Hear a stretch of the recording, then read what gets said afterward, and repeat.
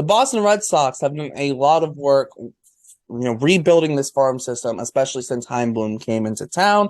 And heading into 2023, there are a lot of guys in the system that are very interesting, and especially at the top end of the system, there are a lot of guys that are very interesting. So we're going to dive into it. We're going to do our Red Sox top 10 prospects. We'll list them out, and then we'll each pick one of those top 10 prospects, maybe more. We'll see how many to talk about that we are very interested in for 2023. So we're going to dive straight into this. My name is Derek. I'm here with Pat. This is your first prospect pipeline of 2023, covering the Red Sox top 10 prospects, and let's get straight into it.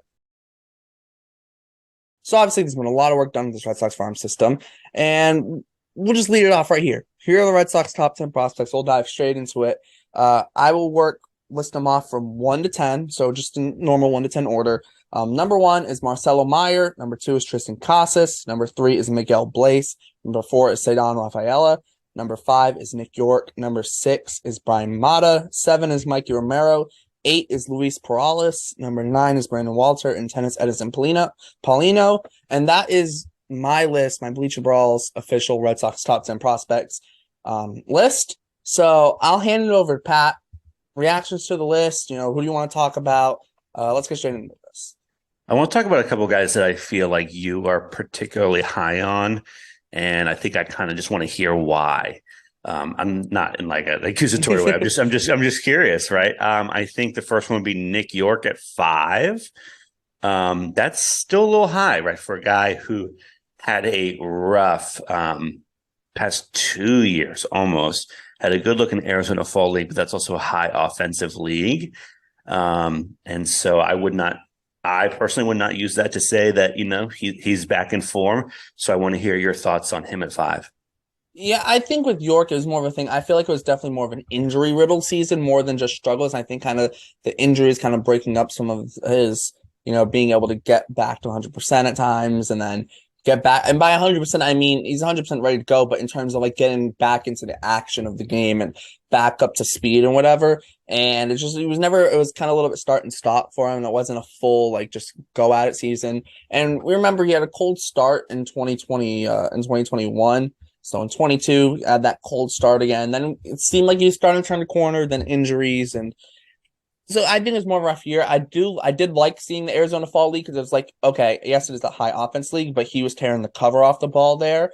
And that's a very nice thing to see, especially, from a guy like Nick York, who is a hit first guy. He's a hit tool guy. It's all about the hit tool for him because that's his carrying trait. And for me, him and Rafael are 4 or 5 are still like close to me because I feel like York, for me, I still believe in what he did in 21, and I still believe that he can just put together another really good year in 2023. And I feel it's a little bit more injury caused more than anything than talent related. So that's why I have him at 5. So, I mean, that's the best explanation. I think it was more kind of injury riddled than anything else. Yeah, that's interesting. I feel, gosh, I never want it to sound like I've like given up on him, right? But that was, I want to say, sort of alarming for me, right? And I also feel like he's kind of moving a little bit slowly through the ranks. And so, I'm not going to drop him to 37, right? But I feel like 5 is a little bit high, especially with a lot of the upside that some of these guys have. So I like it. I like your reasoning. I like the optimism, and I'm interested to see what we see this season to see which kind of way it's ways, right? Yeah. The other one is Perales at number 8. I believe you have him, maybe 7. Yes, I have him at 8. It's a little high, right? I like it. I want to hear it. Yeah, with Perales, I was looking at it and I'm looking at him. I'm like, oh my God. I'm staring at him like, do I put him higher than 8? Because I'm really high on him because he's got arguably the best raw stuff in the system, especially in the lower minors. His raw stuff is, he's got his fastball has the potential to be a better than plus pitch, maybe even a plus, like maybe a plus pitch. His curveball is a plus, has potential to be a plus pitch, if not better. And his changeup has the potential to be an above average offering, if not a little better than that too.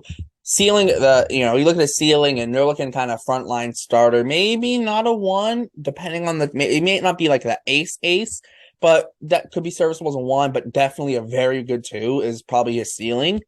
So the ceiling is like sky's the limit for him, right? It's just he does have a very low floor. He's also still very early in the minors, and there are some question marks on whether he can have a starter's workload because he pitched. Because the thing is, like he started at the end of last year, started 4 games in Salem. The end of last year, only pitched 10 2/3 innings. That's not a starter's workload. So there are some questions of can he be a starter? If he can, that for me that only makes his value higher. If he ends up being a reliever, it doesn't totally hurt his value because in a way you look at his stuff and it's like his stuff would play in the bullpen if he continues to develop, right? So I think that's kind of the question marks for him. It's just can he handle the starter's workload, become more consistent with his pitches, which that's kind of the question for all young pitchers. Can they become more consistent and start commanding the zone better? That's every young pitcher for the most part. So for him, the big question is really can he handle starter's workload? If he does, I think that value jumps up even more. If he doesn't, it's not totally lost because he could be a legit back end of the bullpen guy, in my opinion.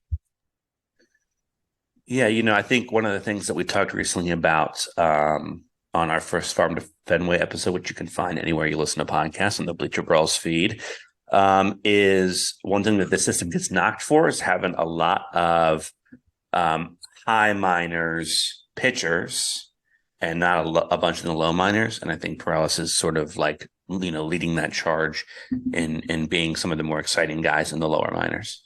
Yeah, 100%. Because there is a big gap. You have the AAA guys and the guys who just graduated, like Bayo and Duran, who just graduated. Casas is about to graduate. And then you have Mata, Walter Murphy, AAA, and all those guys up there. And then there's a couple guys sprinkled in AA, like Nico Cavadis and a couple guys sprinkled in there. But then there's like a big like drop to the A-ball guys of Marcelo Meyer. And so there's that AA gap where there isn't really anyone. So if you a lot of talent evaluators, especially too, they look in the high minors for most of the talent, and you're not going to find most of that talent. Most of the Red Sox talent is in the low minors. So you see a Keith Law throw out the farm rankings at 23rd, and it's like, hold on, you're missing something. And it's because a lot of the talent is in the low minors. So, but you see a lot of the other rankings, they fall in that 11 to 15 range, which is what everyone kind of expected.